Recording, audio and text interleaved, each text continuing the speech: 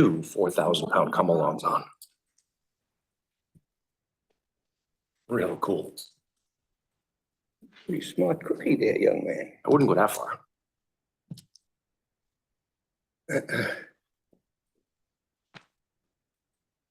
Show you pictures afterwards. We're gonna be streaming. Oh.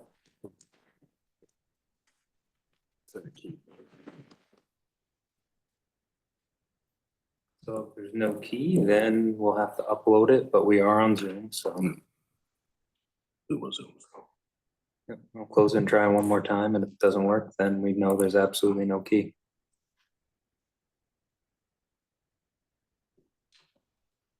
Yep. Okay. Well, Senator? Yeah, recording, yes. We good? We are good to go. Okay. Yes. Good evening, everyone. I'd like to call the Planning and Zoning, Newington Planning and Zoning Commission to order for 25 November 2024. Please stand, we'll pledge allegiance to the flag. Allegiance to the flag, the United States of America, to the republic for which it stands, one nation, under God, indivisible, with liberty and justice for all. Where's Susan? Thank you. Noreen, can we have a roll call of the officers, please? I mean, the commissioners. Commissioner Claffey, Commissioner Fox, Here. Commissioner Mind, Commissioner Nathis, Here. Commissioner Pascarelli. Here. Chairman Sobieski. Here. Commissioner Woods, Here. Commissioner Rose, Here. Commissioner Hoffman, Here. Commissioner Malone. Coma's on, she's on Zoom. Okay, you're all set then. Okay, thank you. I'd like to appoint Commissioner Droz for Commissioner Claffey. And I'd like to appoint Commissioner Hoffman for Commissioner Minor. Thank you. Approval of the agenda. No changes on the agenda. Go to public participation for items not listed on the agenda. Anyone wishing to speak, please come forward. No one has their hand raised online, Mr. Chairman. Okay, we'll give it a minute or two more. And then. Okay. All right. Think Bob, you coming up? Yes. Okay, thank you. Please state your name and address for the record. Make sure hit the mics on. Commissioner. Happy Thanksgiving, everybody. Paul, Same to you. thank you. Bob Tallard, 32 Edmund Street, Newington. I don't know if you guys can do this or not, but Paul or Chairman, if you give me an update on Dakota, how it's filling up or how it's progressing. Common Meadows, is that the other one, Dakota? Now just update us to like how they're filling up, what the, because I know that there was some numbers, and I heard like from 1,100 to an apartment up to 3,700, which is $3,700 for somebody who's on Social Security. It's just, I have to sell my wife. So, and probably shouldn't have said that. Okay. But anyway, Okay, well, Paul will be able to give you an answer to but that. that's what I want. I just want an update, like how it's filling up, how the people in the area are receptive to the prices and Yep. what's going on there. So I can say that Dakota is not CO'd yet. They have not actually asked for their CO or submitted their as-built yet. So that's still, that's 550 Cedar Street. The 96 to 100 Payne is actually leasing up well. I don't have exact figures that I can get those for the commission. The one interesting thing is they do have a website, and on their website, you can go by floor model, by building, and it will tell you which ones are available. So you can pretty easily infer. I believe they're going to be seeking to come to the next meeting for potential bond release. So we're working with them, and they could provide that data at that time too. How, because I know that all of this and the people of the town need to realize all this was Dominic Payne's doing. People need to realize that. Paul, you're smirking. Paul, you must have put you through hell, huh? What a guy he is. Anyway, so how's how's the Berlin Turnpike doing? Because we got a town within the town there. Just curious how it's doing.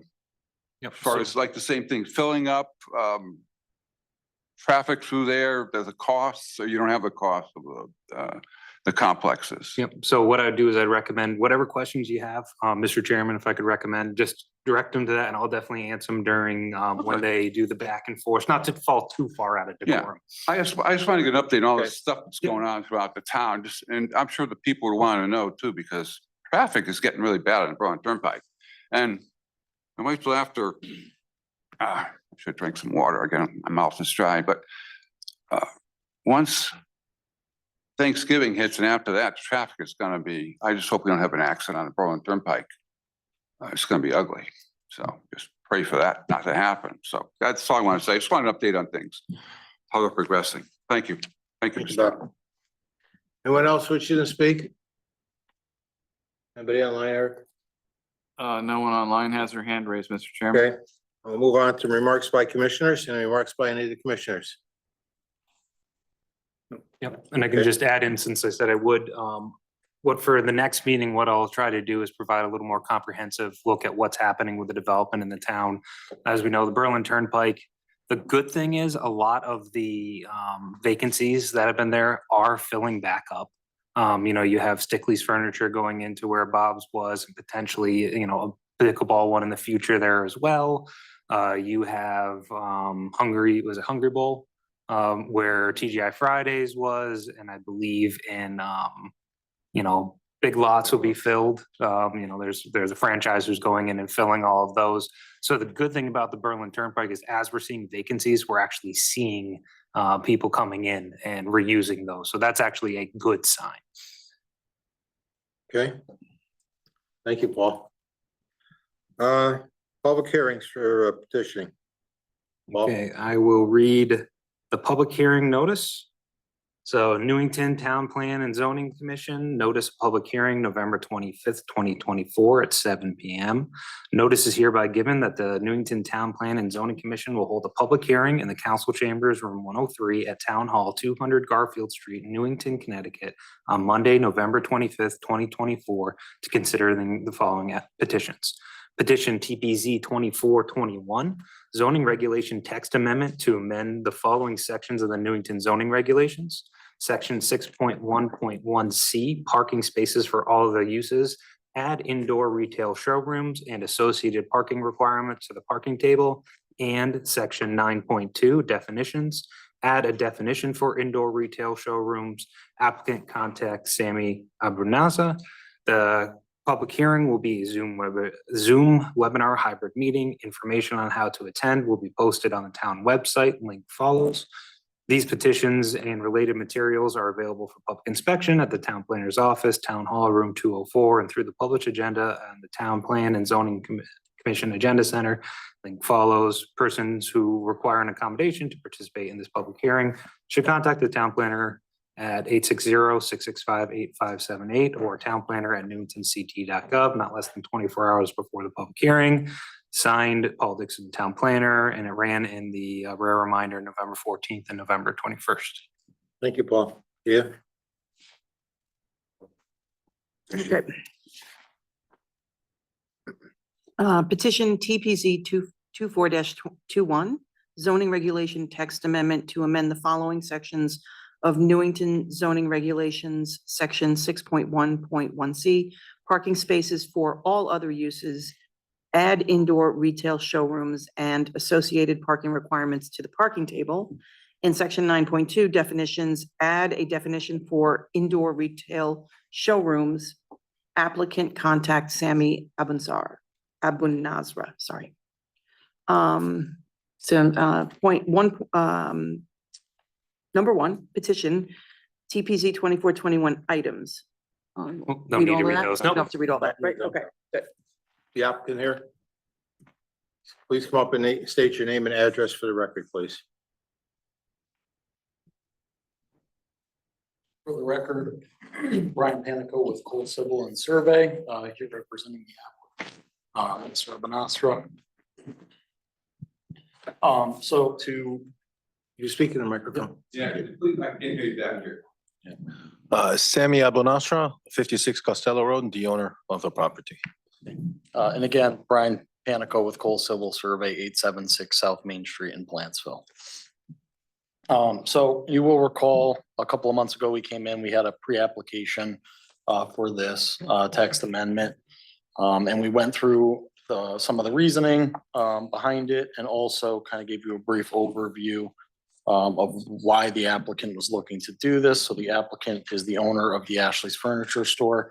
And over the course of the last decade or so, we've seen a little bit of a shift in retail use, not just for furniture stores, but because that's the application, we focused it strictly on that. What we did was we took a look into the ITE trip generation manuals. We took a look into the Placer AI software, and we took a look at the zoning regulations and the parking space requirements. What we found overall, very high level overview here, was as time has gone on, the number of people actually going to stores is being reduced. This is in large part due to online shopping. And also just because now with the advent of online shopping and being able to look at all these things online, people get a better idea of how much money they want to spend, what they actually want to buy. They narrow down their choices, and then it's a much more focused shopping trip as opposed to having to go to 5 or 6 different furniture stores, spend a couple hours in each one of those. With that being said, what that does is that reduces not only the number of vehicles actually going to these locations, but also reduces the amount of time people are spending in these locations. That's something that is a little more difficult to narrow down with just the ITE manuals, as those focus on your peak hour traffic. So they take that, peak hour in the morning or the evening, whatever it may be, whether it's a weekday, Saturday, Sunday, and they give you numbers on the total trips in that hour. What Placer AI does is actually a software that basically uses location data from customers' cell phones and figures out where they're going when they go to that store, and then when they leave that store, are they going to another store to maybe look at something, or and how that traffic pattern moves. And it also then gives you an idea of not just an entire length of an hour, but how much time they're exactly spending in those stores. So if somebody's only in there for 10 minutes, that's information that this software can pick up. And people like Mr. Amanasra pay for that software because that's kind of what helps them with their marketing and dictate how to, maybe better market to certain groups, certain individuals, and ultimately try to make sales. The other piece of information that we used was actual door counter data. So anytime someone walks through the door counter actually picks up the number of people walking through the door and then figures out how many people are leaving. So it doesn't know exactly like which person spent how much time there, but it gives them an idea of how many people are coming in at what hours. So I'll go through kind of piece by piece with how we got to the numbers that we got to first. The trip generation manual, we looked at it for a couple different variations of that manual. And what we noted was a decline in retail trips by about 60%. Furniture stores, there's not as much data for because it's so specific, but in the data that they did have was a reduction of about 72%. And along with that, when we look at, again, this Ashley's Furniture building just as a specific building as the target, that building is 40,764 square feet of floor space. And that would mean that if we use the largest number there, it would require about 58 spaces at that peak using the ITE manual. Then we went to this more site-specific data, which was the actual door counter data. So in lieu of the time of the year it is, as Black Friday approaches, that is obviously their busiest time. And we also narrowed it down to the busiest 2 hours of that particular busy shopping day.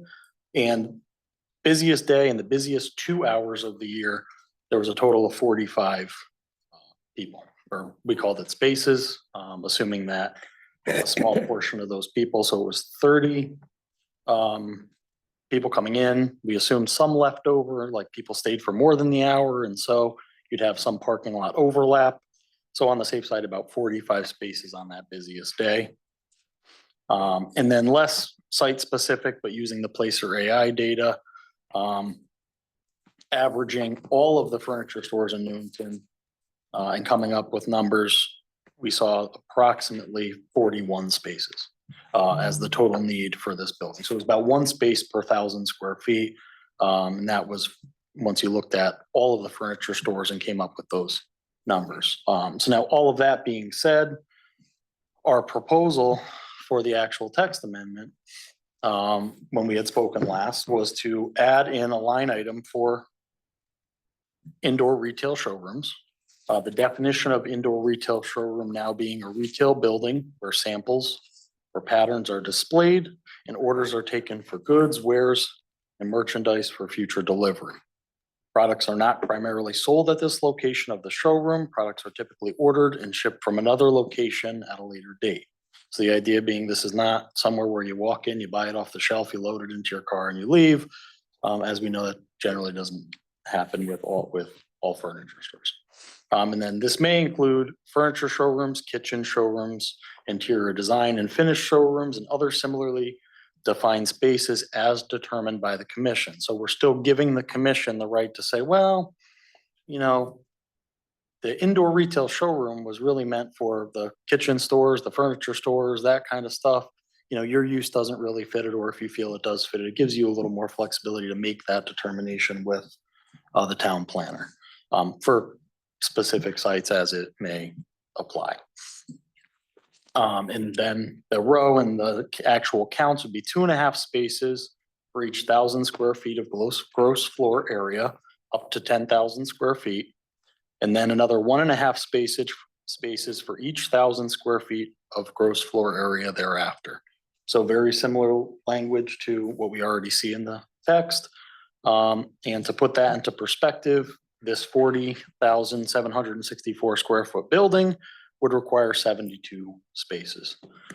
So if I average out the 3 different methods that we found, so 58 spaces total needed using ITE calculations, 45 with the site-specific door counter data, and then 41 with the average of all of the furniture stores in the area using the Placer AI data, you'd end up with 48 spaces as your average, and a safety factor of 1.5 times would actually give you exactly 72.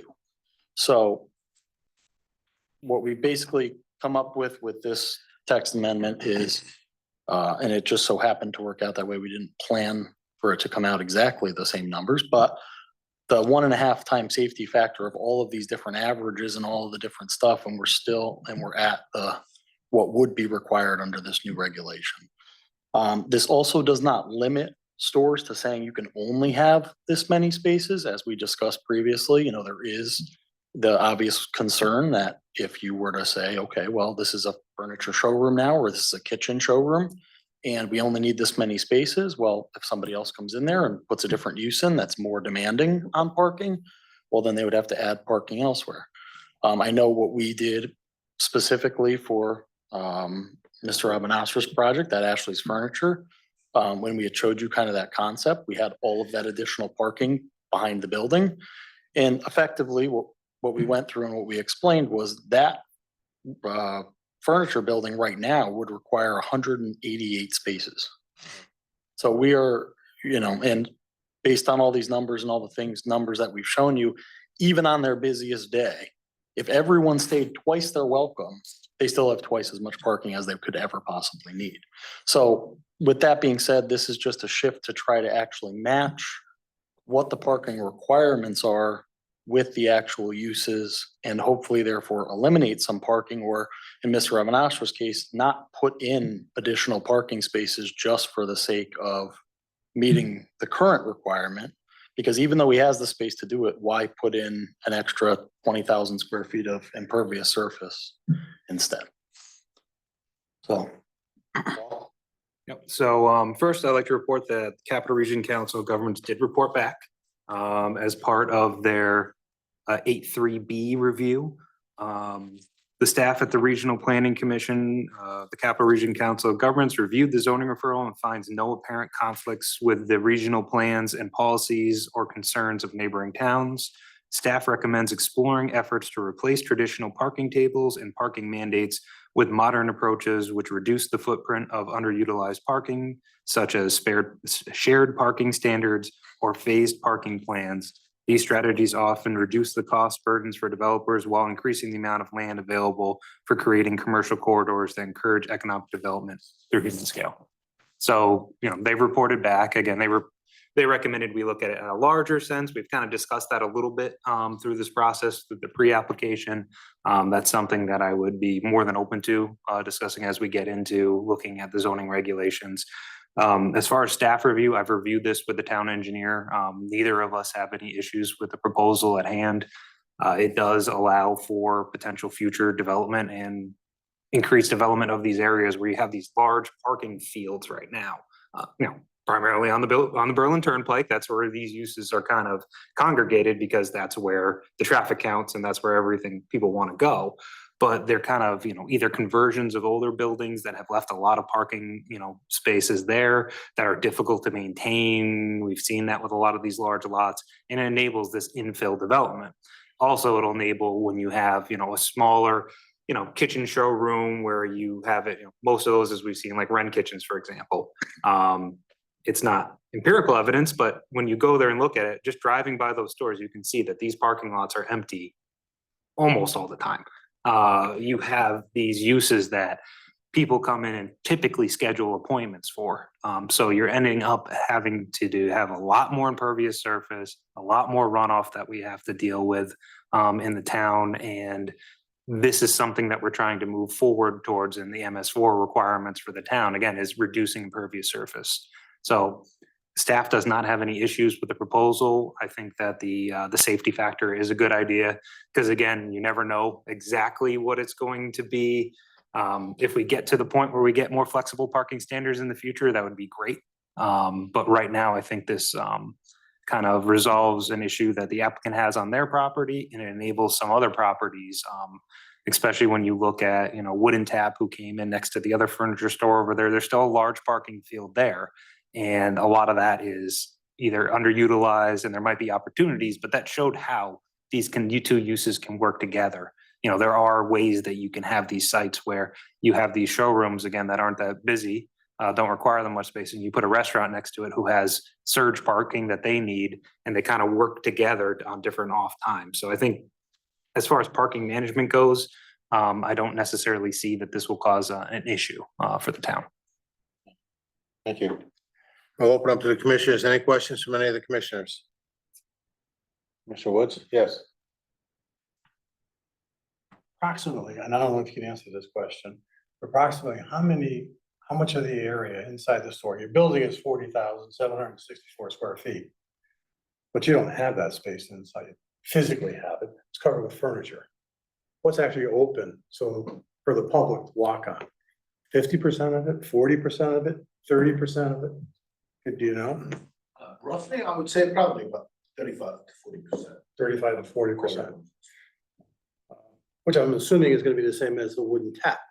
Because that's a furniture store, right? Mhm. So you got it, it's almost like we're not intentionally, but when you do these zoning regulations, right, somebody always falls into the crack. And as far as I'm concerned, furniture stores, kitchen remodeling stores, where they have huge displays fall into that. Because we base it on square footage of the building, not square footage of what you really can use. Right. You couldn't, the last time that parking lot was full, my guess is when there was leaks for the 10-pin duck pin bowling alley that was there, and it has never been filled since, and it never will be. And I agree that the use now, especially for furniture shopping, everybody shops online, narrows it down to maybe 1 or 2 stores, makes an appointment, then goes in, and again, you only have X number of staff, so you can only fill so many appointments. Again, I think it's a good use. And if it ends up that you do need more parking, you have that ability in the back to add it. Again, I don't think you'll ever use it because again, we'd have to have a whole new reinventing of the wheel as to how furniture is sold. And I don't see that happening in the future. So I think this is a fair approach. And I think I easily can support this moving forward, Mr. Chairman. Gia, any questions? No, and I appreciate that we, as a commissioner, sort of, this is as good a time as any to start to take a look at not just this area of the parking regulations, but other, you know, other areas too. So, yeah. No other questions? Okay. What's the commission's pleasure? We gotta do. Public Public hearing. hearing. Oh, that's why I'm sorry, yeah, public hearing. Yep. Okay, Yeah, the one other item, again, this is minor, I pointed out to the commission and to the plan going forward, so. This is looking at the regs, the way it was proposed, there was one item that didn't get 100% updated. It really means the exact same thing. The way it's written on the text section of it is when you do the plus 1.5 spaces for each 1,000 square feet of gross floor thereafter, this is minor. And then the other one says, in the table, it says plus 1.5 spaces for each 1,000 square feet of gross floor area over 10,000 square feet. It means the exact same thing. We were planning on going with what the table says over, just because it matches all of our current language right now. Again, that's very minor and editorial, but I'll put it on the record that, again, the way they are, that we plan to use the table as shown. thank you. All right, anybody else wishing to speak in favor of this petition? No one online has their hand raised. Okay. Anyone wishing to speak against this petition? Still no one with their hand raised, Mr. Chairman. Okay. Commissioner Woods, like a, Yeah, I move that we close the public hearing for petition 24-21. It's already in new business, correct? New business. So we just put on the close the public hearing. Second, is there a second? second from Fox. All in favor? Aye. Opposed? We'll be voting on this tonight. Okay, thank you.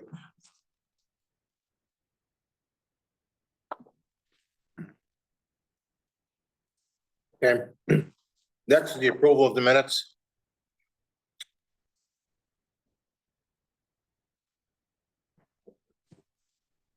The motion is approved by Commissioner Droz. Is there a second? Second by Commissioner Hoffman. Any discussion? None. All in favor? Aye. Opposed? Thank you.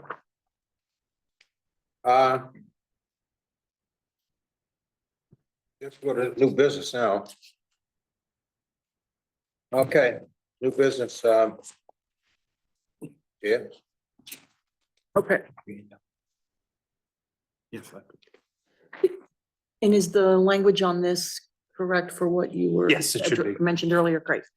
Okay, so we'll make a motion for petition TPZ 2421 zoning regulation text amendment to amend the following sections of the Newington zoning regulations.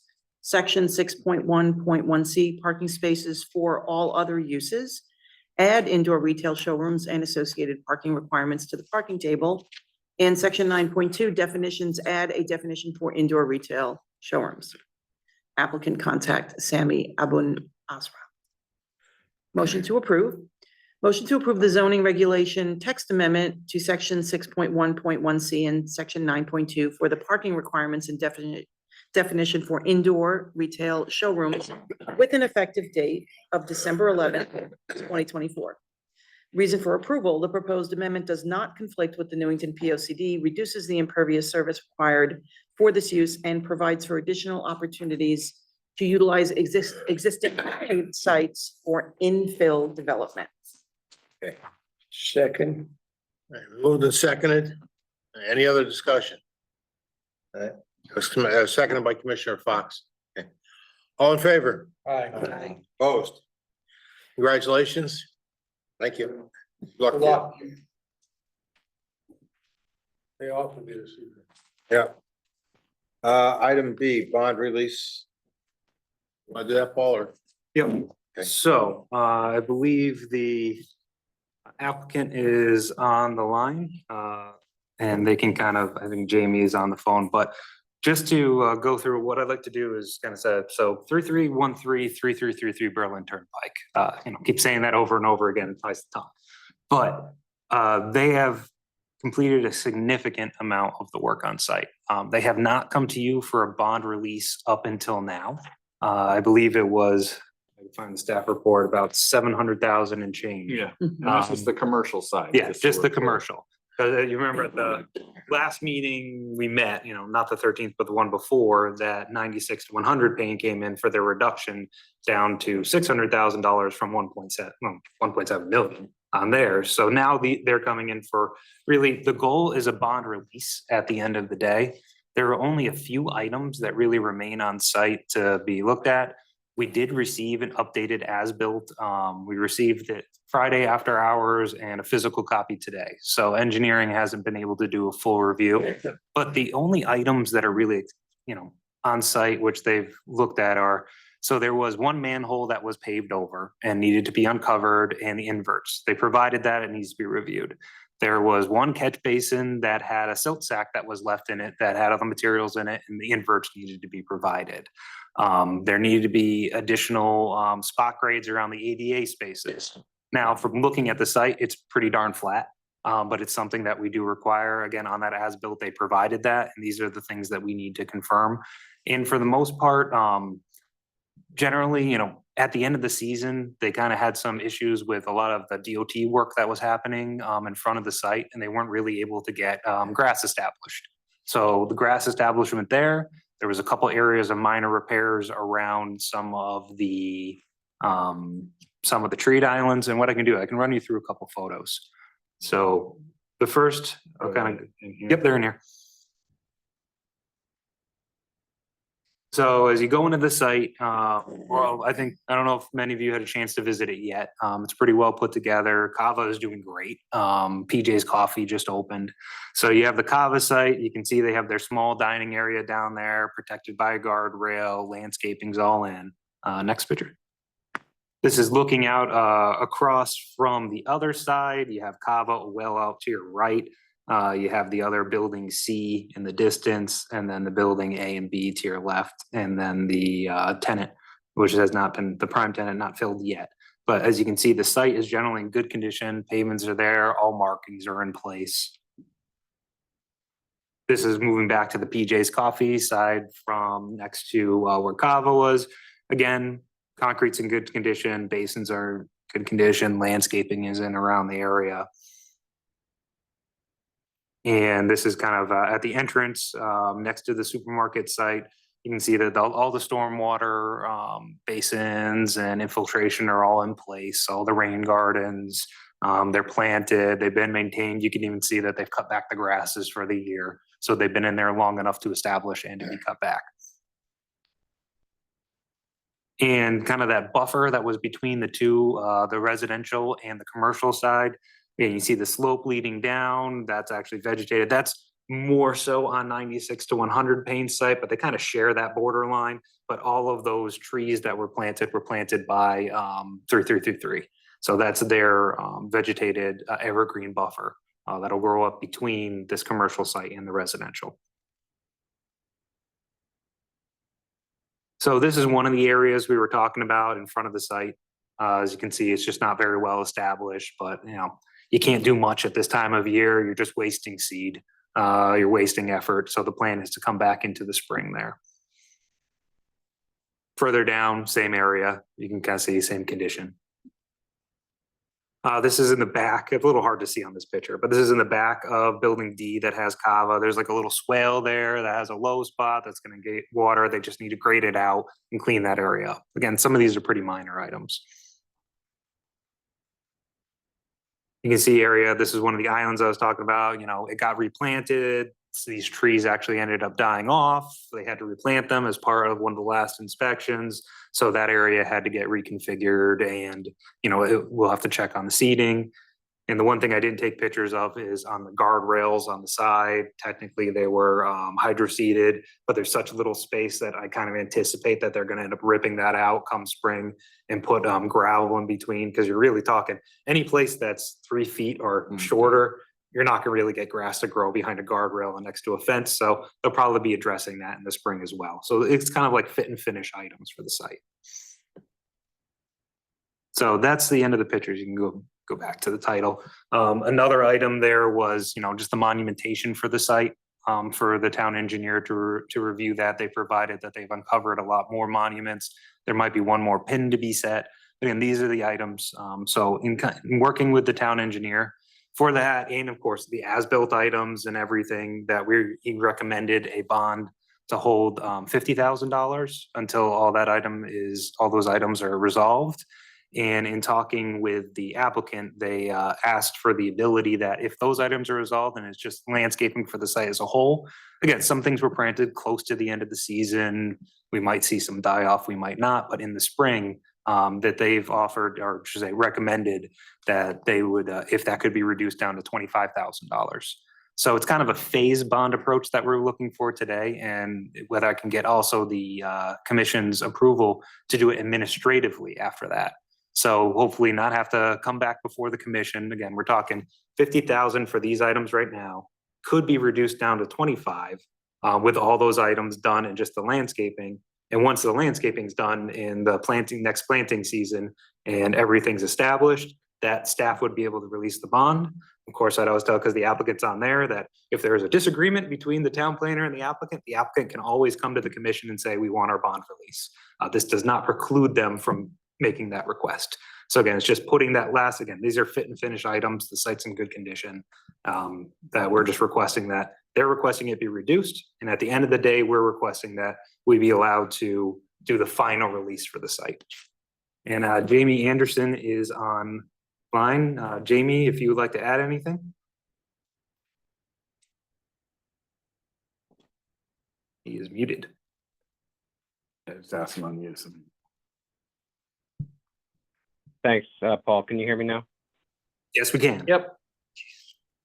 Appreciate that synopsis. I think you nailed everything. I'm very happy with the way that the site has turned out, with the exception of the few landscaped areas at this point. As you mentioned, we have provided an updated survey that was a little bit late here to get to you guys prior to this meeting, but I think we have taken care of, if not all, at least 9 out of 10 of the remaining items, with the exception of the landscaping. Totally in agreement with the numbers that you are representing here, $50,000, and we will take care of it with a new letter of credit with a different expiration date, sometime probably next summer, or whatever you suggest there. Paul, I have one question. I know one or two of the commissioners would have liked to still traverse the area and look at it. Is it okay if they go through you and through Mr. Anderson? Yep, and I would actually say this site is completely open to the public. So unlike a normal thing with, in this case, yes, there's always a question about site walk, but this is something that everyone can go there for lunch for. So you can drive through this site and take a look.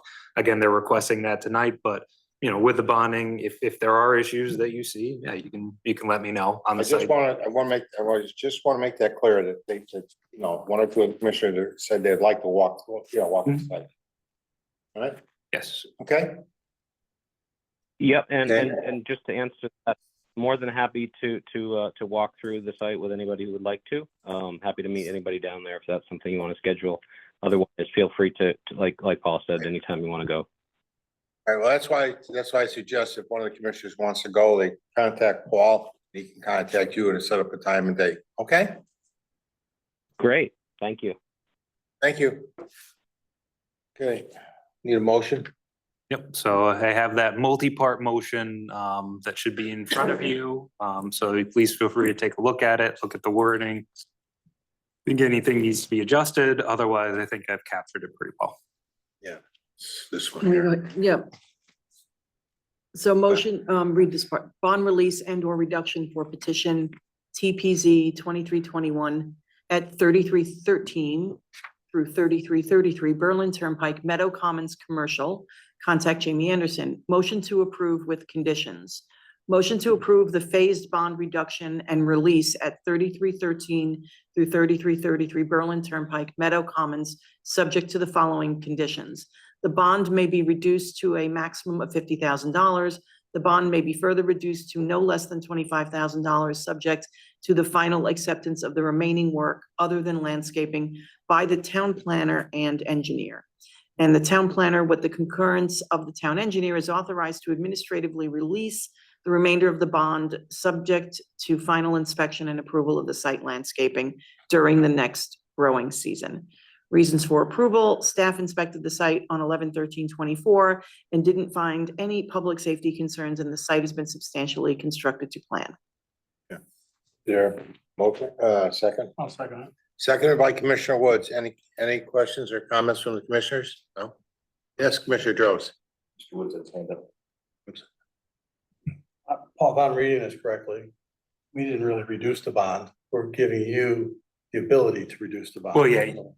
I The would- bond is saying what it is until you're satisfied that it could be reduced to 50. That's what this motion says. Yeah, but I'd actually say it's the bond, yeah, and for clarity, I'll say this is the motion to reduce it to 50, because That's that's, not what it says. okay.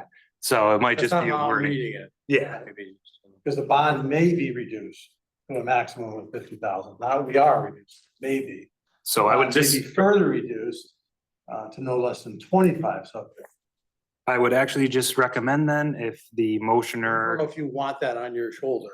yeah, no, I think, yeah, I think, again, me and the town engineer have agreed that $50,000 and the applicant, as all said, for what's there now. So what I would just suggest is change may to is. Yeah. We'll just change Read it, that. just read, I would read just- from that line again? Yep, so from The the motion bond will be reduced. Is that right?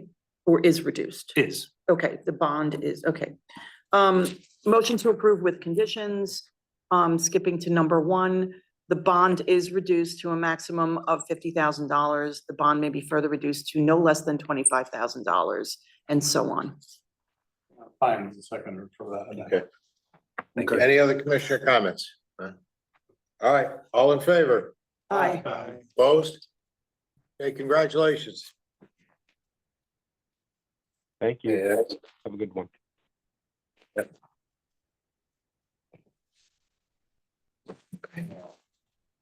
List is, this one's on the list is this one here, Paul, the Connecticut General Statute 8-24 referral. Yes, so this one is for the stub from Budney Road. So interestingly enough, when staff researched this, we found that this has actually been probably about the 3rd or 4th time that this has come up through the town planner's office. That, you know, there's been some back and forth with the town manager and the town planner regarding the site. This is the first time I believe it's been brought in front of the TPC. So hope you have your, Yeah, I know. yep. It's in the, actually, if you keep in the slideshow. Oh, you got everything in there? Well, I got 2 full aerials that we can go to the. So the site we're talking about, first I wanted to give you a large context. So what I did is I put that, it's hard to see a little red there. But what I wanted to talk about first is how the site, Budney Road to the south, I kind of highlighted where the entrances are. Because what I put forth in the staff memo is really when the POCD looks, you know, it's not as granular to look at individual sites like this. So looking at the larger context of really what did the POCD talk about when it comes to the Berlin Turnpike and access management.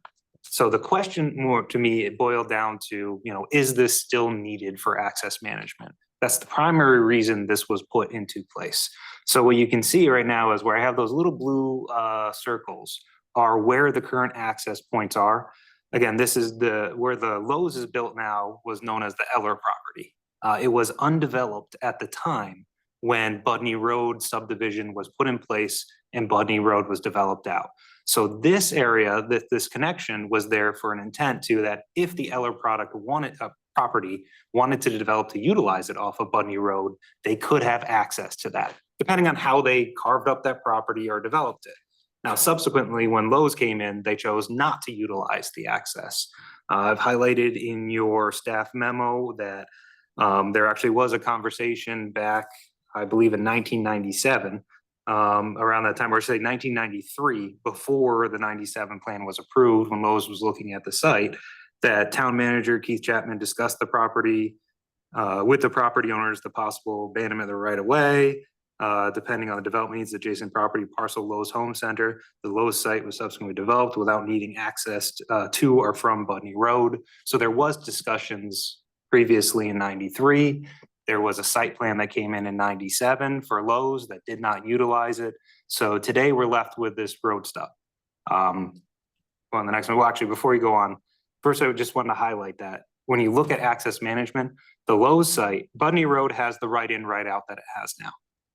It's been existing that way. All businesses have used it. There would be no change to their access or how they've been utilizing their property. The second part is to look at Lowe's, which has one large signalized intersection. There's actually another connecting for, I believe that's the Arby's on the corner. I'm correct. They have a driveway, and their driveway actually connects back through this site as well too. And then there's the in and the out as well to the north of the site. So Lowe's does have a couple access points. I see a lot of people using those access points actually and not coming off the Berlin Turnpike on the normal turn into Lowe's. I actually frequent that plaza a decent amount to see the way traffic has worked through it. So they do have that extra access to that site, and they have not utilized this. So if you move to the next, you can see just in a little closer, this is the strip kind of area that we're talking about. It's developed as a lawn right now between the two properties. I did go back and actually while I'm looking at this, if you want to bring up the subdivision map to make it more clear. So I looked back into the meeting where in 1983, where this subdivision was approved. So that was petition 76483 at that time, and they did talk about the future road that would connect with the Ellert property and the access. This was not in your packets. This is something newer that I have that I was able to research. You can actually bring it up if you want to. So in discussions on the road going into the property, they discussed the future road and remain in the town ownership. They discussed the purpose of the future road. And it really depended on whatever takes place, that it would provide access for the developers of that property. And they're talking about the Eller property. So this was really the thought for this stub road was connection to the Eller property. It's not the town's intention to build the road, not now or ever. Someone else would be allowed to build it in order to gain access to the Ellert property. What the town is doing is reserving the option to develop the Ellert property from the rear by use of this access. And they did kind of go on a little bit, kind of put some of it up on the screen. This is available if you do want to look at it. I can pass it around too, but we did review it just to show the main intent of this was to connect to that Ellert property to the north, how Lowe's developed out, and they chose not to use it as it stands now. So the question for the TPZ really is, from a planning point of view, from looking at access management on the Berlin Turnpike, do you see this as necessary anymore? Again, this was back in 1983. It did not get developed out that way. It was an option, and to now, nothing has changed. So there's been significant time has passed. It wasn't used as part of the development. I've discussed this with the town engineer. The town engineer has no issues with the sale of the property or the right of way being sold to the adjacent property owner or owners. Again, this is an 824 referral. So your role is to look at two-part. So for the 824 part, you're looking at how this fits in the general plan of development or the plan of conservation for the town. The second part, which is a high level, which I was talking about, access management, but also it talks about encouraging those businesses and, helping them develop out in the same area. The second part is the disposition of parcels in the town, that policy that's included in there as well. That goes a little further and asks for recommendations from the TPZ as well, which is under 824, you're able to do it too, but this goes a little more explicitly asking for recommendations. So if the TPZ does have any recommendations regarding the disposition of this property or has any issues with it, you can actually show the subdivision map. And then we also have the requester with us here tonight. who can answer any questions or actually just kind of provide what they're looking to do with this land. Because that's kind of part of it. The goal isn't just to get the land to have the land. Otherwise it would just kind of sit how it is and, it sits in that no man's land of yard where neither property has to pay taxes on it because it's a town stub and they just end up with green area between their two properties, which isn't the worst if they had no plans. So as you can see, this is the Budney Road subdivision and where you can see that area that was just labeled future street. So again, the intent was not to be built at that time. The TPZ minutes reflect that, yes, it was for a potential future development. It even said so as far as, well, say the two lots next to it develop out. Oh, it's like, okay, well, then they could develop that both together and pay for it and connect it to the back of their properties if they needed to do that. So it provided those options, but the intent was for the town not to build this property out itself. The town never intended to build this road. Mr. Chairman? Okay, yes, Yeah, Commissioner. just a couple points is that, I mean, originally that connection was to help the people developing Heller. In reality, that connection today would help the people on Budney because they come out to a light and they can go both ways on the turnpike. So that would be the reason to keep it, but I don't see how you can force that access onto Lowe's. So to me, it looks like it's a superfluous piece of land that doesn't really have much use for the town. Yeah, I was thinking the same thing with that back and forth access and looking how it would affect that. But yeah, same exact conclusion without a site development plan from Lowe's that clearly indicated that they wanted this access to theirs and the public could go through. It would be one of those things if the town said, we're gonna build it, Lowe's could just put blocks at the end of it and go, no, not on our property. And there's no benefit for them. Okay, also Commissioner. Commissioner Droz. As an unsignaled intersection out on the Berlin Turnpike, I don't think we'd want that blown through to the back of Lowe's. That would just become a traffic nightmare as people are trying to avoid the light going into the front of the Lowe's and coming on and off an unsignaled intersection. Oof. So I mean, basically I would see it as, unless you're talking to either of the property owners to either side of the future street, of which we obviously are, to the town or to Lowe's, it's been built up around there such as it's a white elephant, unless it's to one of those two properties. So I don't see a problem with it, really. Yeah. You know? Yeah, and actually that's a good point too, because if you look at the way the connection goes all the way to, it would give you a chance to pull into Budney Road, circumvent two lights, Exactly. go all the way around the corner towards them. Any other commissioner questions? Commissioner Woods, sorry. Was Lowe's, the owner of the Lowe's property notified? So the letters were sent out from the town manager's office. There's some time that they would need to get them back, so the main thing is that's part of the town's process for the Lowe's. So the letters were sent out. I think there is some time needed to see whether they respond because they were sent out also to the applicant, the owner on the other side and Lowe's. So anyone who abuts this property gets notice of that. So part of the process, just say, so the TPZ has its role in the process. As part of an 824 referral, the TPZ can't, deny it. If you give a positive recommendation, it can be approved, council normal business. If you said that, no, we do not recommend this, it just requires a 2/3 vote at the council. So this is for a report, and this is advisory as part of the process. Commissioner Woods. Again, to me, it looks like Budney Road was in, they put this spur in case Lowe's didn't happen, right? In either Budney industrial park get expanded or something, then it would give them another access, whether it be utilities, whatever. Made some sense, but it doesn't make any sense. I agree with both Commissioner Rose and Commissioner Nafis that, we've held it for a long time. And I guarantee you probably weren't even aware that this piece was owned by the town until recently. As I know I wasn't, I don't remember this being a little spur road there, So again, unless the town council has some reason not to move forward, I don't see any reason. And I don't see, I read through, what our requirements are to try to find another use for it, but we put a couple of picnic tables in the middle of industrial park, then we fight over that, who's gonna maintain it.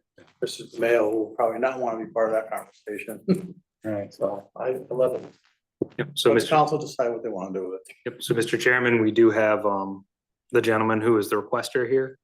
If you would like to hear kind of what his plans are for this piece. And again, just to remind you that, you know, you're not approving the plans, but it gives you context. And the council can also choose at its level too, that yes, you are the requester for the property. It can also choose that if the owner next door says, I have interest in it too, it can divide the parcel. So that's part of their process. And it is a public hearing required at that level as well. Please state your name and address for the record. Michael Giliberto. I'm the managing member of Giliberto and Sons, and we are at 50 Budney Road in Newington. And just so you guys know, that's lot 4, the one to the right here. I think you can Okay. move back to the aerial to see. Second one. So we're new to the town of Newington. We're a young commercial masonry contractor. We're growing. We are union. We moved to the town of Newington. Happily, Budney Road and Industrial Park is a nice industrial park. It's well kept. It's quiet. I'm enjoying it. I in no way want to inconvenience anybody in the neighborhood by bringing Lowe's traffic through it. But I basically moved into the building understanding the fact that, we may outgrow the land that came with it. So we started looking at some property, whether it was in Newington or Rocky Hill or Cromwell, just anywhere for a decent parcel of land, basically for what we call laydown. 70% of our work is public, 30% of our work is private. And basically, these days, I'm sure as you guys probably know this pretty well, but construction schedules are very fast paced. And you have to be proactive in bringing in your building materials ahead of time, especially since COVID, getting materials from manufacturers and fabricators have just become more difficult. So we try to do that. And we need to be bringing in materials ahead of time. We bill for stored materials, provide certificates of insurance for that material, just to kind of keep up. And we do keep stock of certain items for, stuff like wire and ties and block and all that kind of stuff. Classic colors of different brick and stuff for emergency work that we do. So we are currently have been there in a short period of time, and I am keeping it very, very clean and keeping it as neat as possible. And we're keeping organized, but I am going to outgrow the land shortly. So, but I love the space. And we also have a new tenant, who's our tenant, Moxie Pest Control. They are new. They have a 3-year lease with us with an option to extend it for 3 more years after that. They've gotten more vehicles than I thought they would, but we've been working with them. They've been a good tenant. And my goal would be if we could get this property would be to basically expand parking, and probably 2/3 of it would be what we call lay down. And like I said, Budney Industrial Park is a nice park. I in no way intend to make lay down untasteful. So I would, make sure that it was done tastefully to make sure that the other neighbors in the park are happy, But that's where I'm at right now. That's why I'm here. And for the commission's reference, I just put a Google drive-by, maps up there just to show you kind of this is the area of just grass that's in between, and this is the 60-foot right of way. Yep.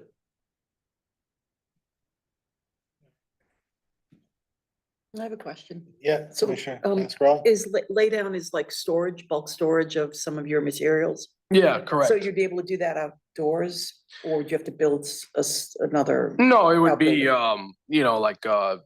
basically either it could be a binder's course or millings or something, but we basically would just, we would fence it in, probably put privacy fencing and aprovites or something along that line, whatever would make it tasteful for the park. And then within that fenced off area would be stuff like, insulation, wire, block, brick, just stock items that we bring in, or building materials that we're bringing in for a job that we're starting shortly, but may not have a lay down area on site to store it yet.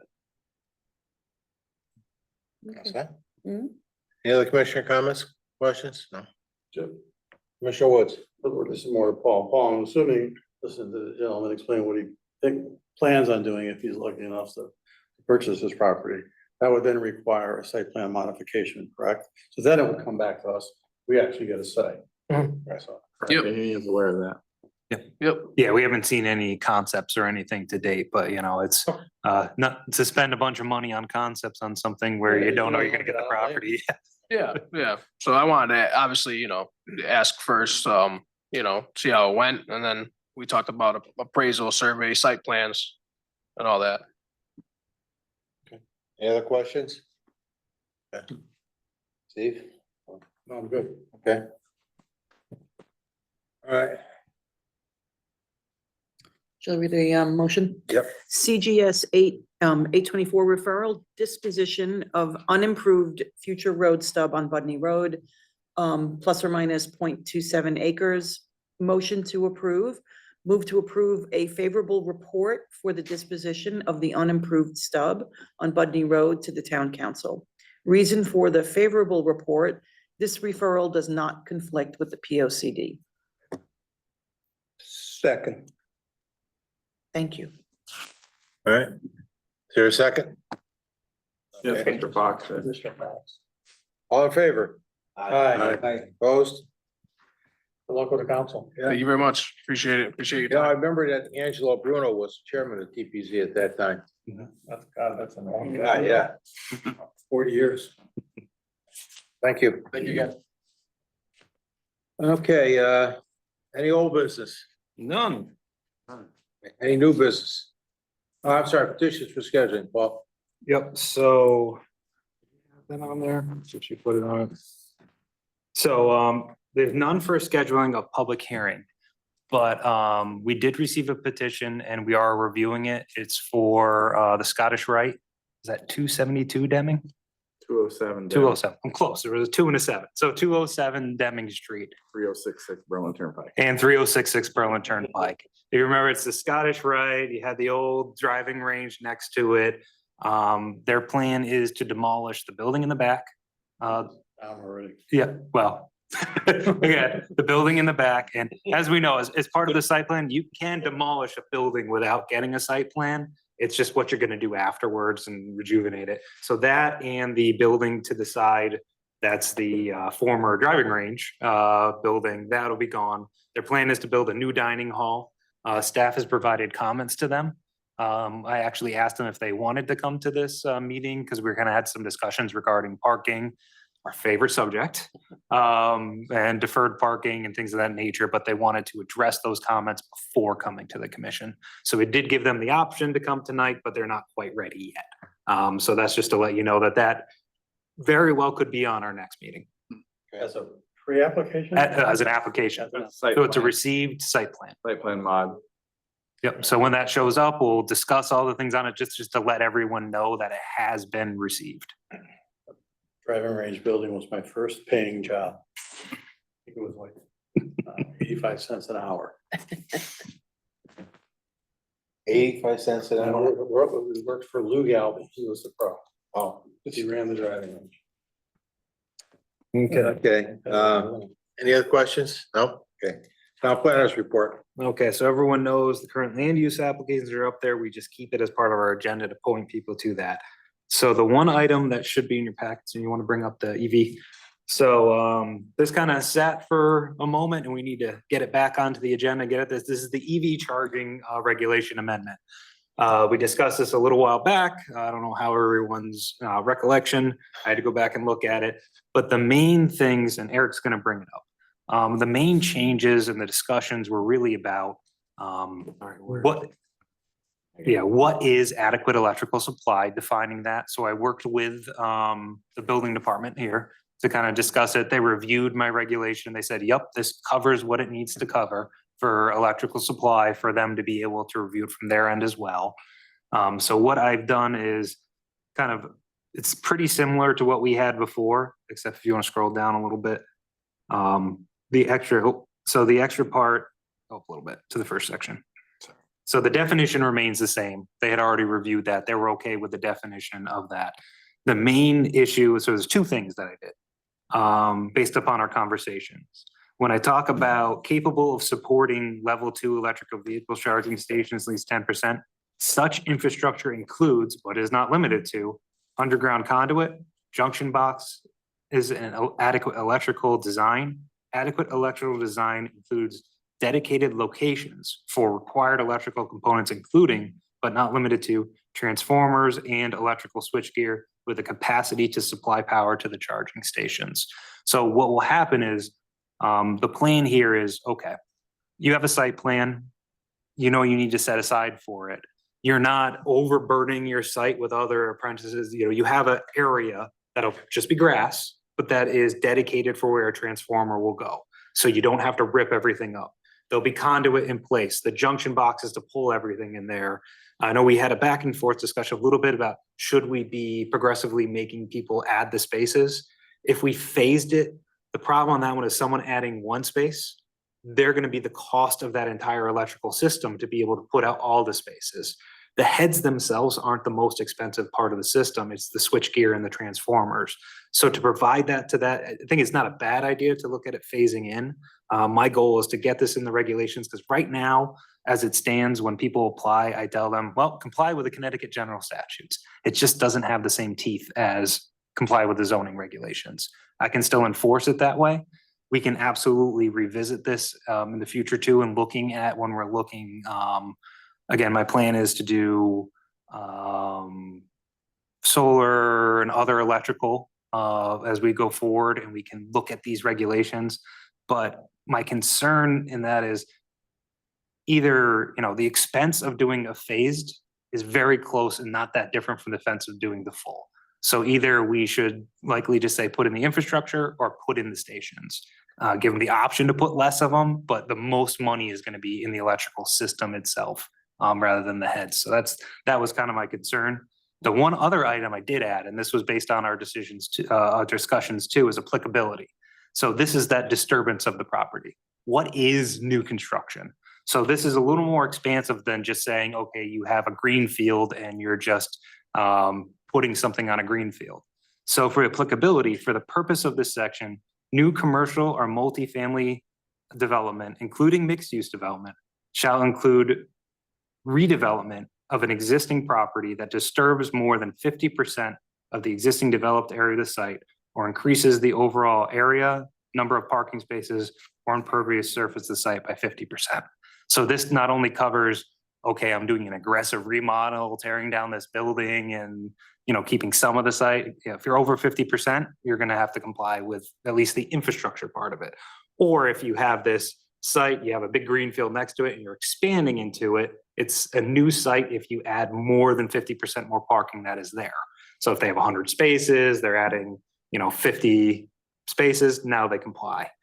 So it really is to look at, okay, expanding it a little beyond.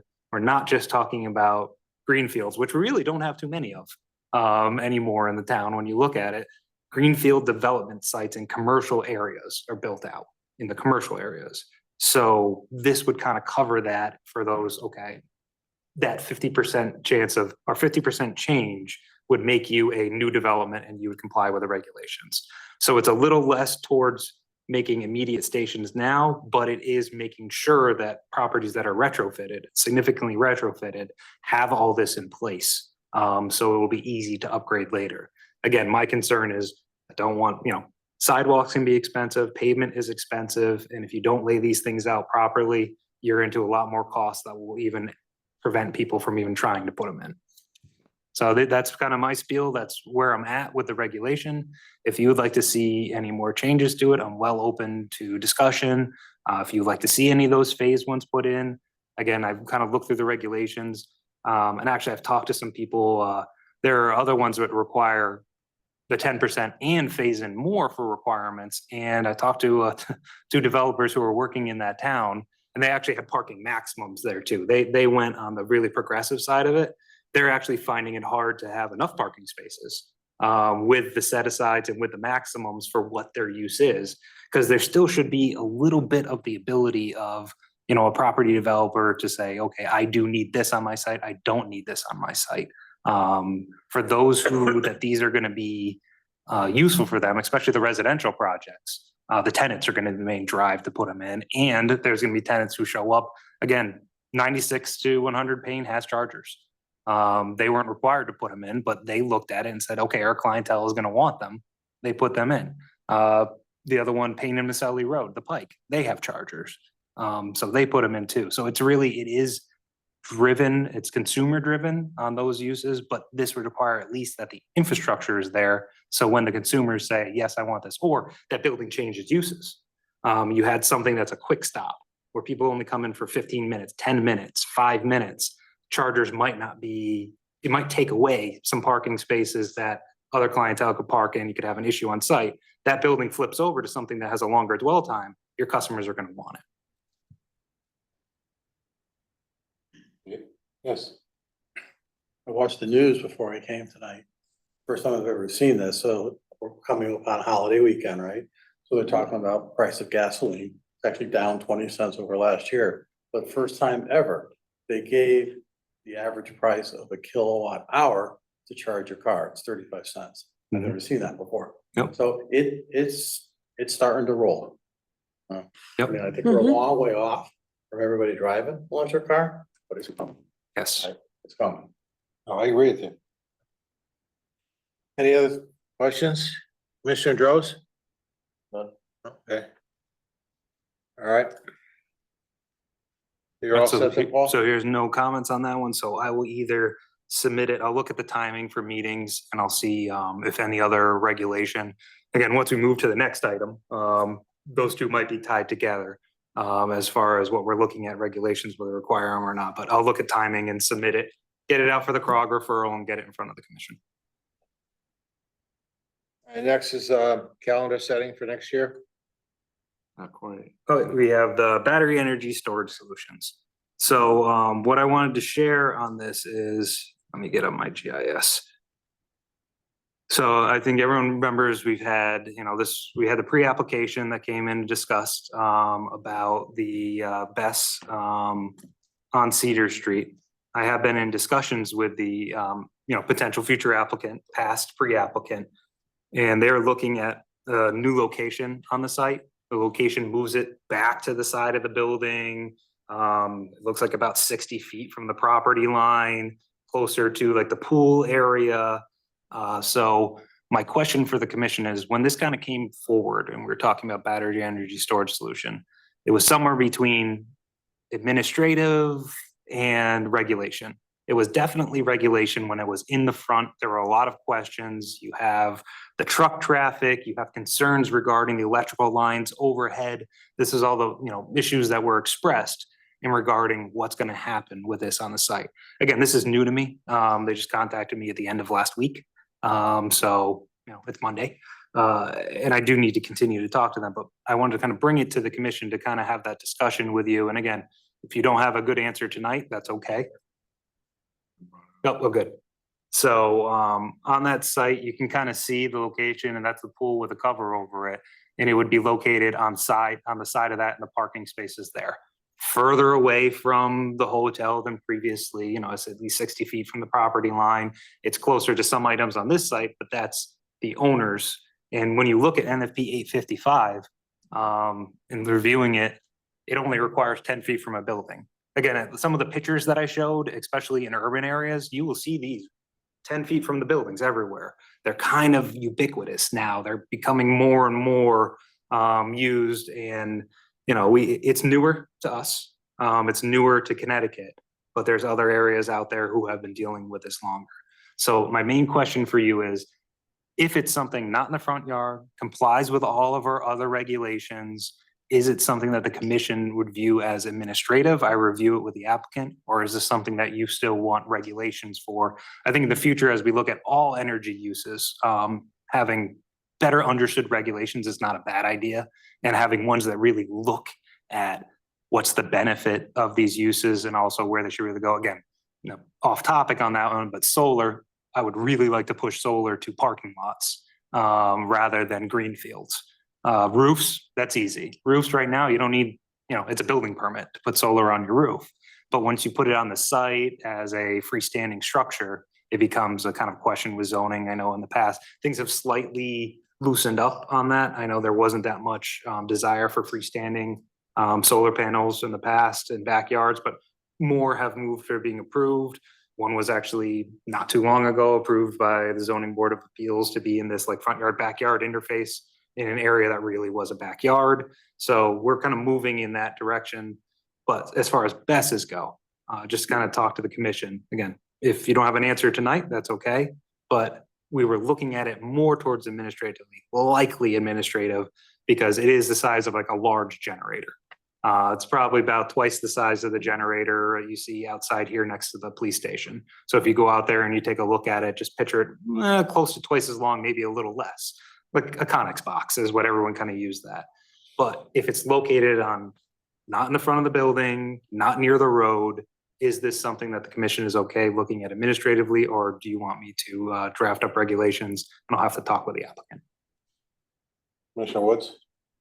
When you make that decision, if we decide to go administratively, like building commissioner, building inspector, fire marshal, they're all involved in it. Yes. Correct? Yep. Then I'm fine with that. And a zoning permit would still get Yeah. issued for it as Yeah. well. So any life safety stuff all has to come into play. I'd be fine.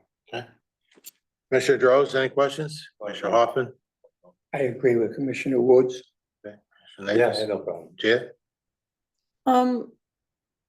Yeah, I think it's good that they decided to move it. Okay.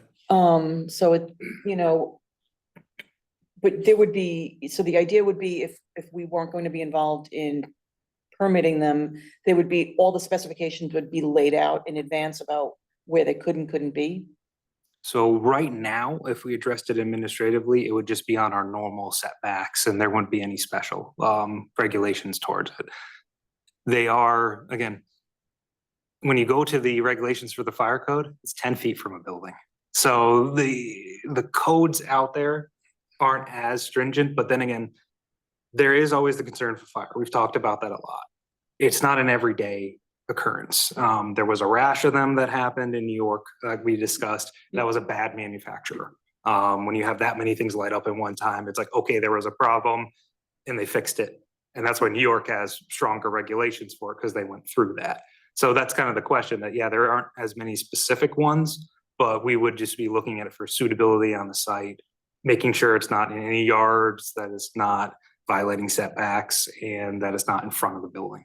We would we restrict whether they could be on commercial and residential? So we would consider accessory. I would not consider a BESS as, so accessory to a house is a Tesla Powerwall. Those are, It's inside the house. or on hanging on the outside. Okay. Yeah, Tesla Powerwalls, they've actually stopped putting them on the inside as much because building code caught up with them. And what you have to do to fireproof that room better, they've decided outside kind of works better. So I've seen those start shifting towards the outside or a fireproof room being put around there, but those have been allowed in residential structures. I think actually if they can be put on the outside, it's even better because, when a first responder comes to a building, it's clear and apparent rather than, you go to the meters, there are requirements, a little tag on it saying that there is a battery backup, that there is something on the site, a power wall, but you have to go to that, look at, I like them on the outside because they're clear and apparent. But, something of this size would definitely not be accessory to a house. A house would never need anywhere near this amount of power. No, but like the homeowner could want to sell part of that's what this person Yeah. is doing, is they're leasing off they're creating a business to sell this or to work with this, this battery. Yeah, So- they're, So a homeowner could potentially do it.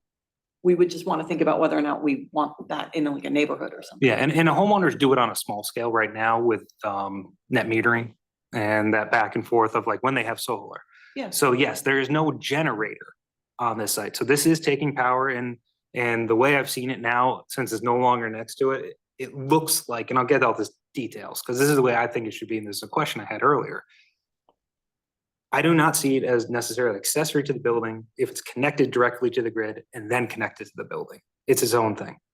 This appears to be more behind the meter, and I'll get more information from that, but if it travels it's battery backup for the building. And it happens to be able to provide stuff to the grid during peak demand times and, balance the power. So it can take in, theoretically, these are designed to take in, surge, green energy during the times of when it's plentiful, when you have solar, and then when you have lower energy, production times to be able to put a little power back onto the grid and balance the system.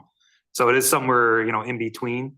Obviously, it is not, the owner's personal one. There's a company who's coming in to install this, so I do get kind of the line of questioning you're going. It's a whole different thing than a homeowner just storing energy for themselves. Yes, Is it? Yeah.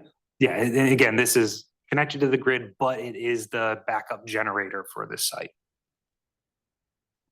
What's that? Yep. Commissioner Wacoma, you have any questions? She shook her head no. Okay. Yeah, so again, I'll review what they submit with all of your comments in mind too. Again, this is a newer use for us. So there is already one in town, as we know, went through the approval process, but it was part of a solar field. So it was definitely accessory to the solar field. So that's how that was approved. And, there were no issues when that came in. It was kind of like a no-brainer. Yeah, you got a solar field, there's your best, they go hand in hand. The only thing, Paul, I would like to see is make sure when you do administratively, you're at least a couple of 100 feet away from the fire hydrant. Because that, when this first came up, that was the only hydrant was in front of us where it was gonna go. So, that would be my only recommendation. Yep, so I will definitely, again, with all the comments, I'm gonna put some thought to it. It seems like you're kind of okay with the administrative. There are still a little bit of questions. So I'll look into those and make sure that I'm on a good solid footing before I move forward. The other thing too, Paul, is that as these courses, and I understand a couple of people from the volunteer fire department did take the course. As these courses come out and they have more and more data on this, I think we should leave this open at some point in case we have to put some additional regulations in. Mhm. Because this is new, it's like everything else, you don't know. I know, I can't remember who went, but I think one or two members of the volunteer fire department went there on a Saturday. It was an all-day course. And as soon as we get the data, we'll keep that in a file here somewhere. Okay. Do we need to take an action on this or else? Okay, good. Thank Just you. advisory. Okay, calendar, I guess, is next. So I prepared. So this is more for kind of your information. Our next meeting will be for the approval of the calendar. I didn't want to get it to you ahead of time in case anyone saw any discrepancies or issues. So the only change for one that's not on a Wednesday would be similar to today. It would be Monday, November 24th because of Thanksgiving. Everything else seems to work within the schedule. The only item, and I know because this came up on a question at the council when they were reviewing their calendar, is Rosh Hashanah ends on September 24th. It actually goes from the 23rd to 24th. The town typically hasn't moved these dates, but I did want to bring that to your attention. Okay. Again, you don't have to make a decision on it tonight. We would, have to review other rooms and everything like that. We know moving to a Tuesday before our meeting is problematic because council is pretty much always in that time. So, if we did want to move that meeting, it'd be to a Monday, but You said Rosh Hashanah's from the 23rd to the 24th? I believe so. Yeah. So technically it ends at sundown on the 24th. Exactly. I believe, yeah, Is it sundown? I think it is. Yeah, their holiday starts and finishes. I was wondering about that, and yes, probably it'd be really close. Yeah. I think it'll still be When you light in read that, September. Paul, Yeah. when you read that, did it say Rosh Hashanah starts sundown September 23rd, Right. which would mean If it, it ends on sundown September 24th. Okay. So Yep, if the commission doesn't have any issues, it was just, I think. Just bring it to your attention. I think I'm the only one here that, yeah, and again, I do not have, it's okay with me. I don't have specific knowledge of it. Everyone, the holidays are all different, but and that's good that clarifies that, and that's why I bring it up. Because, the question did come up once, so we are looking at these. Obviously, February 12th is Lincoln's birthday, but none of us get that off, so we'll be here on Lincoln's birthday. But, so if you see any issues with the calendar, this will be at your, at the organizational meeting, but by the bylaws is the first meeting in December, which is December 11th. The other item, it's not on here, but under calendar, I'd like to discuss it, is if we're looking at the bylaws, which can be adopted as part of that, the bylaws still say 2 minutes for public participation. I know there has been some interest in looking at, the way this commission operates, I really like. It's not a hard, fast, you get to hear people, but I think looking at that as, what's the level of minutes that you like, at least dictated in the bylaws. So when there's a lot of public speaking and there's a lot of issues that we still hear everyone, but can still have an orderly meeting. So I think, whether you're looking at 3, whether you're looking at 4, what would you be looking at for minutes? If you have an idea right now, I'd be happy to put that in there and make sure it's on the, at that meeting for adoption. We used to have, when I was on before, we used to have, Mike can bear me out, we used to have a 3-minute. Okay, That's correct. and, right? Yeah. Okay, We had 3 minutes when you're in favor of something, and we had 2 minutes when you're against something. Yeah, it's not quite fair. That's on public Public hearing, hearing, it's right. 3 minutes, and then I think when there's a rebuttal, you have a certain amount rebuttal, you had, total, right, Yeah. no matter how many speakers you have, so it's kind of a little I'd like to confusing. see it go up to at least 3, myself. I know the town council's 4, I don't know what the rest of the commissions are. But I think 2 is, I remember when they reduced it to 2, it made no sense at all. That's my opinion. Any other comments? I'm fine with 3. So after 3, you're gonna start repeating yourself in most cases anyway. Mhm. So I'd like to make it 3, Paul. Okay. I think the more important is you're consistent. So if you let somebody speak for 5 minutes, then every night, Yeah. everybody that night speaks for 5 minutes, if they want to. Yeah, and I think it's kind of been, and that's, Yeah, cut them off, because you Yeah. don't want to hear what they have to say. and that's why there is kind of like a little discretion Yeah. built into it. But yes, if you're strictly enforcing it, you're strictly enforcing it across the board. This commission's been great when it comes to letting people speak and get their message across. Okay, next meeting will be the election of officers. Yeah, that's the Yes. organization. I mean, usually it's a I'm sorry, special meeting right before the regular meeting. Yes, so know that for the next meeting, that it'll either be, we can 6:30. we can do 6:30, we can do 6:45, depending on how, we can do 6:30 just in case there's discussion, and then, people can walk and get a drink of water. Let's do 6:45. It's not gonna take 30 minutes. Okay. I agree. And then, because then we gotta wait Yeah, to Yeah. start the you meeting. wanna go 6:45, it's fine with me. Okay. Everybody Typically okay what with we've that? done. 6:45 it is. Put that in my All right. calendar right now. Thank you. Communications, Paul. I know So we the got- CROG letters are in your packet. Right. If you have any questions about them, definitely let me know. Other than that, I don't think we have any other communications, correct? We do not. Okay. Okay, next is public participation for items not listed on the agenda. No one online has their hand raised, Mr. Chairman. Okay, give it a minute or 2. You might as well come up. Nothing? Okay, Come on. sir? Yeah. you can come up. Oh, I didn't see about me.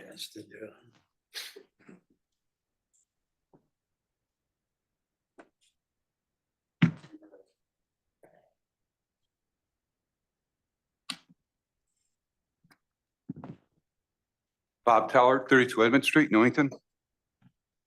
Good evening, Mr. Chairman, again, Paul. Something that it's about what happened tonight, and I'm speaking to the mic more. That happened tonight that I kind of disagree with. I think you guys are doing a great job. Dominic Payne's not here no more. So Adolph has left the building. But I don't know if Paul, when you're talking about, if I could touch on this, Mr. Chairman, please. The bond release, I wasn't happy with the wording because I don't think one person I'm on a fixed income. I'm a senior. I'm disabled.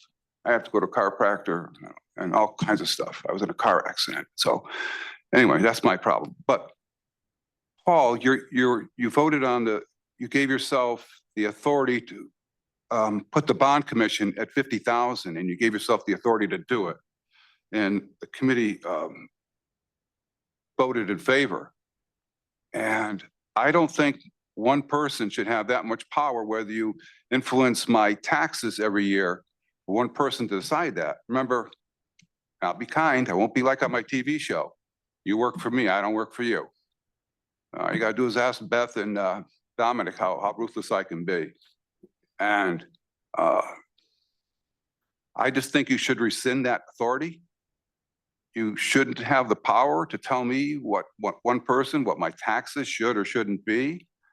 And that was the only thing that I know it's in the minutes, you're not supposed to talk about it, but being the only person here and nobody called up, obviously there's not many people out there that are interested, but because of what happened, especially, 76 million people voted for Adolf Hitler, earlier this month. So I guess there's a lot of stupid people out there and they're not paying attention to what's going on. Yep. So Mr. Chairman, if I may, I think there might be, so the bond we're talking about here is not spending money for the town.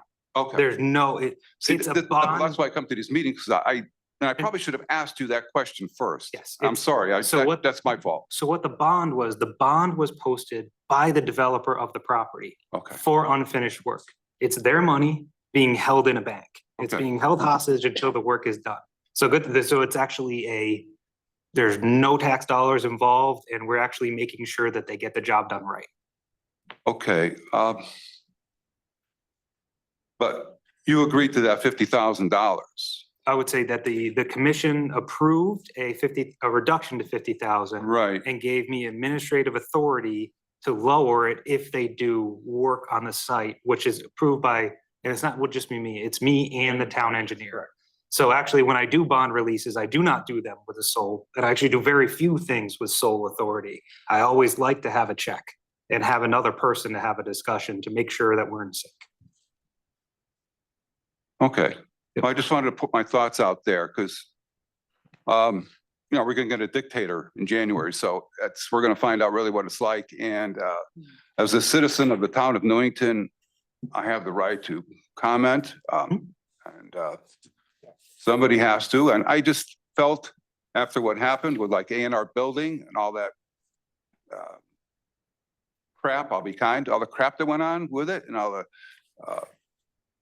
Mr. Chairman, all the ordinances that were just, kissed goodbye, and all the people that were opposed to this and all, what do you call that thing when you have you get people's names on a list, in disfavor of a particular project.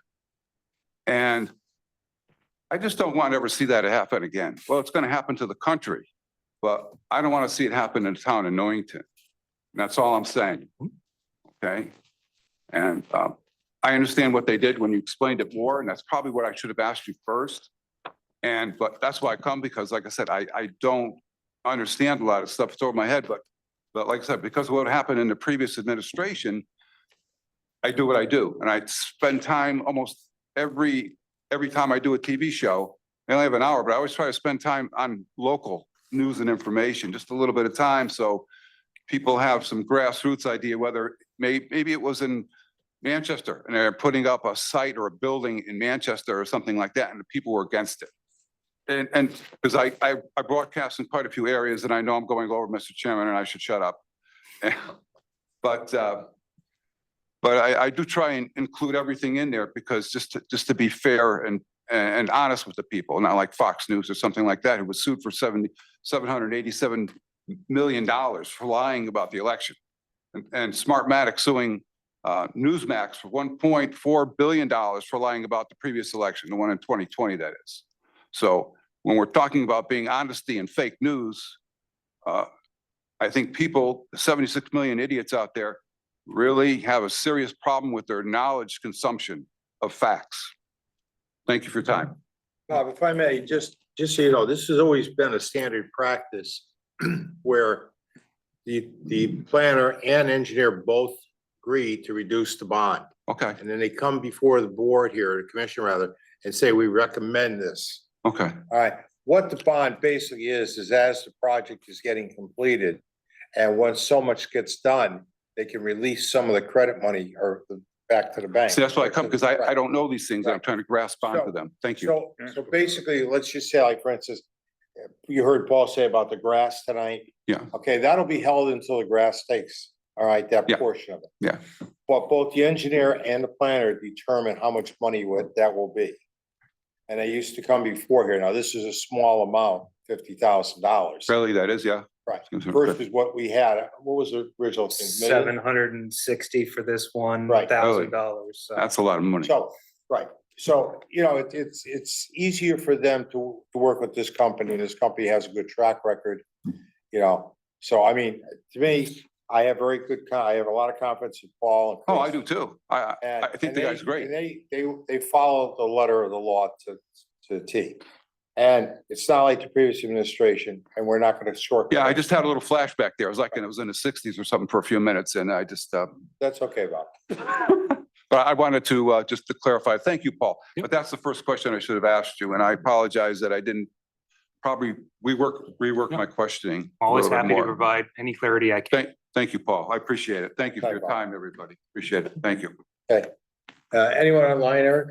No one online has Okay, their hand raised, good. Mr. Chairman. Remarks by commissioners. Okay. My closing remarks, I'm gonna wish everybody a happy Thanksgiving. Please be safe out there. I look forward to seeing you after Thanksgiving. Enjoy your holiday. I'll entertain a motion to adjourn. Don't move. Second. All in favor? Aye. Opposed? Thank you. Have a safe holiday, everybody. Yeah.